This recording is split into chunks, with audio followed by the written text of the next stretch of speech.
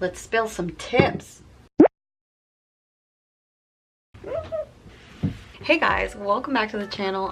It's been a week. I didn't upload last week. There's a lot going on with exams, midterms, and all that fun stuff. With that said, we are moving forward into the time of the year where finals are coming up. Whether you're a high school student or a college student or even in junior high, you might be faced with the travesty that is finals. I remember in junior high I always felt like finals were like a joke. It was like, okay, so you're actually gonna retest me on what you've already tested me over, and it's like, yeah, that's what it is.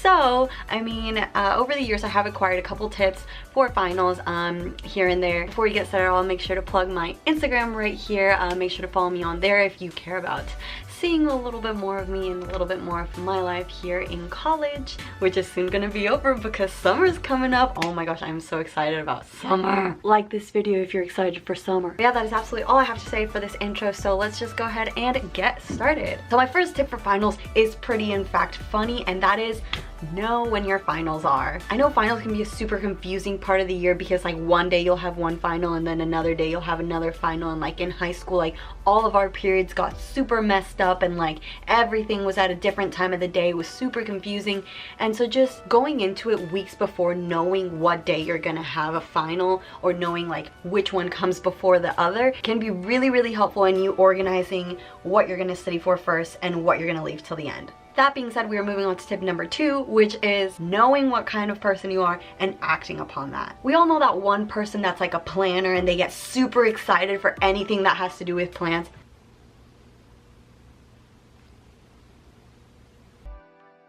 And then we also know that other person who is like super chill and honestly just wants nothing to be planned and really functions a lot better on a more improvised schedule. And then of course we've got that in between, which is like a person who like likes making plans and then whenever it comes down to it they really don't want to go or they don't want to follow through. And then that other person who hates making plans but then actually really loves like being at the actual like thing that they planned out. Whatever kind of person you are, acknowledge that and work towards what is best for you. So like for example, if you're a planner, plan out your studying, get excited, be like, oh that day I'm gonna get Starbucks, that day I'm gonna go to the library for at least this block of time, and it's gonna be from this time to this time, then I'm gonna switch over to a coffee shop so I can change my environment and then focus better.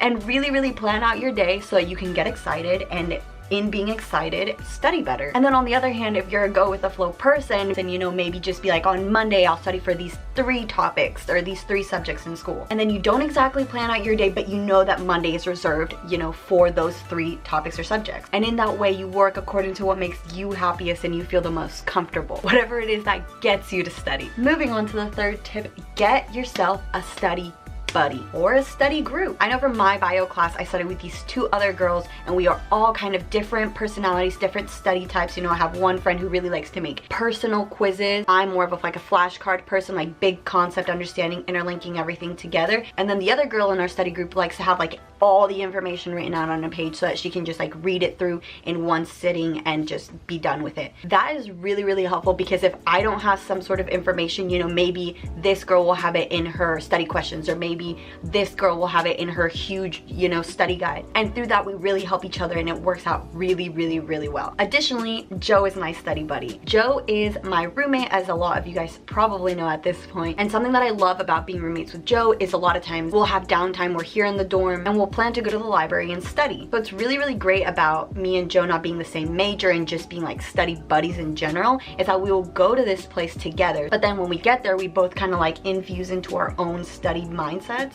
and study for like our own personal things. So yeah, even if you're not studying the same subject, having a study buddy can be really great inspiration and motivation and help you like get down to it. So tip number 4 is make time for your study breaks and sleep. When I say make time, I mean like you physically need to understand that sleep and breaks are a priority, and it's like in your best interest to take breaks and to get good sleep. Not just for your health, but like for your actual learning. Like your brain is known to retain information better if you're well rested and you have a refresher every now and again. And then of course your sleep, if you're a late night studier, that's really awesome, but just to make sure that you're getting at least 7 hours every single night, because it is very important for your brain to get sufficiently recharged at night, and it'll help you function better the next day so you can continue to study or party whatever you're doing the next day. Tip number 5 has to do with the actual act of studying. So whenever I was in high school, some of my classes would give reviews that you could utilize to like study and kind of go over each concept. But for the most part, all of the reviews that I've received throughout my whole life, whether that be in high school or in college, have always just been like an outline of a ton of topics that you've covered. But I've always found those reviews to be really helpful because usually they will give you an idea of what the professor or teacher is planning on putting in the exam or the test. So although reviews provided by teachers and professors are not perfect, they can be a really great resource for you to organize the way that you're gonna study and kind of hit the major points within the subject. Within the study realm, I would really recommend studying with flashcards. For me personally, flashcards is my foolproof method of actually understanding a topic and acing an exam. The only downside to flashcards though is the fact that I do mine handwritten, and so it can take me hours and even days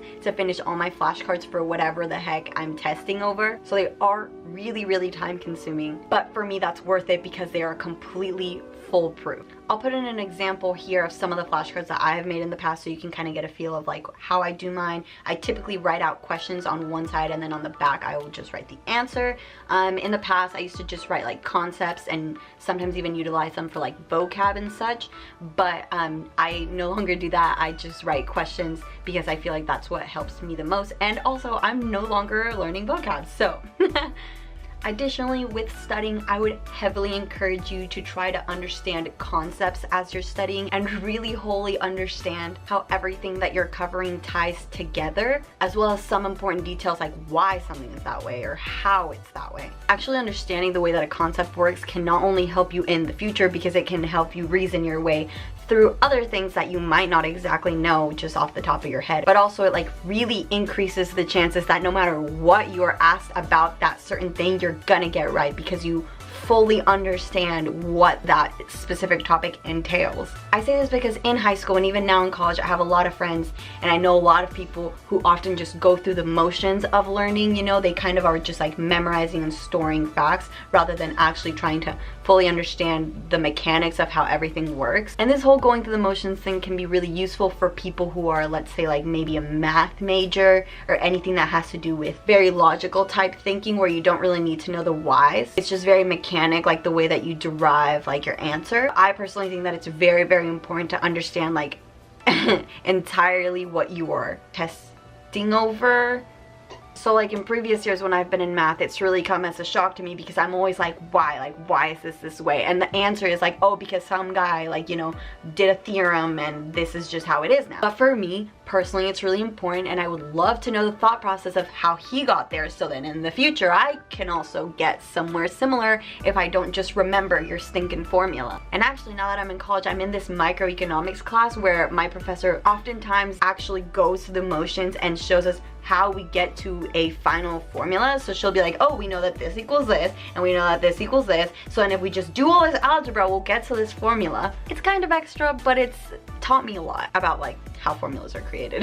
So yeah, I encourage you to actually understand what you are learning rather than just like learn facts and store them in like a, I don't know, like memorized thing in this like storage in the back of your mind of just like a ton of facts that you've just accepted to be true and probably won't remember because like if you don't, it's, I don't know.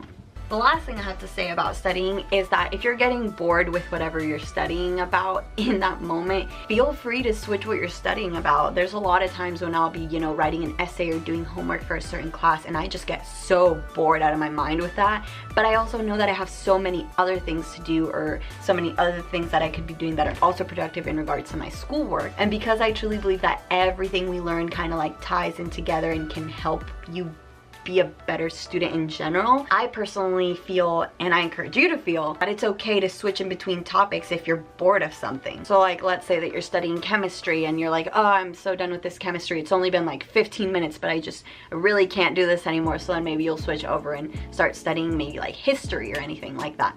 It's really good for your brain to kind of get contrast in problems and things that you're learning about. So yeah, get variety, man.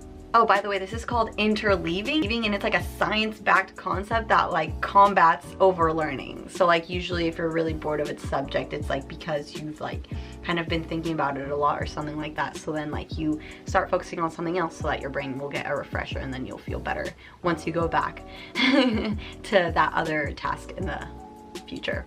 Don't let yourself get bored, yeah. Learning is supposed to be fun, yeah. I'm thinking of like Elle Woods when she's like, snap cup. I want a snap cup. I just have a coffee cup.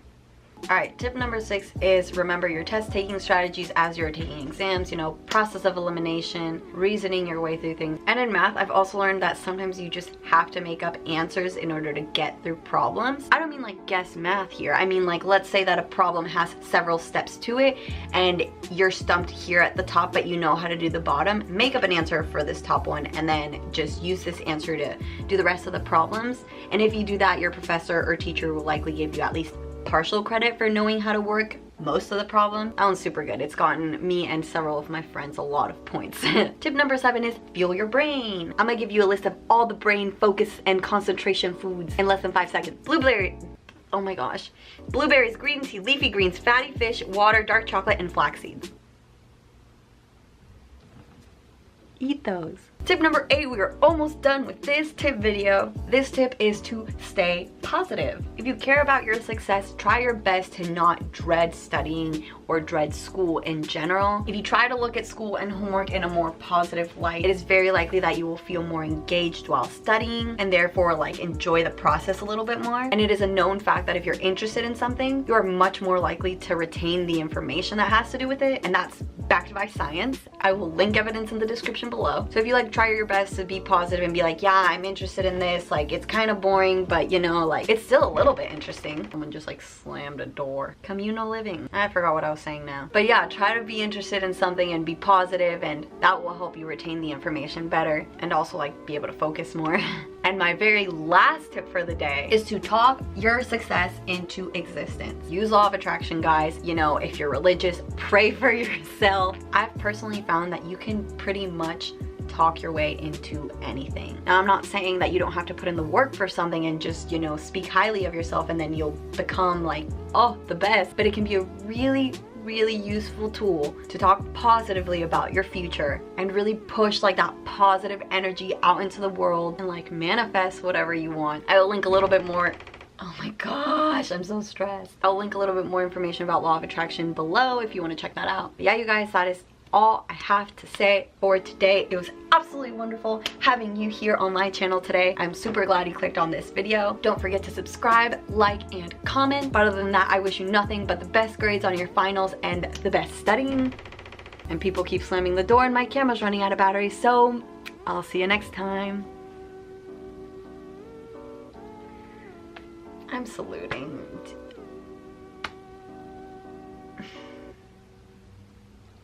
Okay, bye.